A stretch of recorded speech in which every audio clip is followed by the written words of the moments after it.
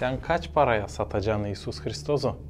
Biblia'da yazılı hani Yuda İsa Mesih'in öğrencisi sattı onu 30 gümüş paraya. Belki sen dersin ben satmıyorum Allah'ı, ben inanayım onu, ben severim ona. Nice be varınca satayım onu. Pek çoğu insanlar satırlar Allah'ı. Bir sigara için sigara, bir filcan alkol için. Onlar satırlar Allah'ı hem inanı bir yalan için.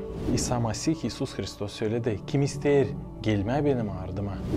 Bırak kendini, al kendi çaprazını, hacını da gel benim ardıma. Eğer isterseydik onunla olma, göklere gitme, isterseydik Allah affetsin bizim günahlarımızı da İsus Hristos olsun bizim babamız, dostumuz hem kurtarıcımız. O zaman ona gelmediğini bırakacağız, bütün dünyayı unutacağız, her şey de o olsun bizim fikrimize, canımızda en baş. O zaman değişilecek her şey. Sevgili dostlar, kaça biz satırız İsus Hristos'a? Eğer o değilseydi sahibi bizim yaşamımızda, o değilseydi en büyük prioritet de bizde, o zaman biz onu satırız bir şeye. İsa Mesih, İsus Hristos kendi lafında, kutsal kitapta yazar. Kim ister gelme benim ardıma, alsın çaprazı da gelsin benim ardıma. Bıraksın kendisini.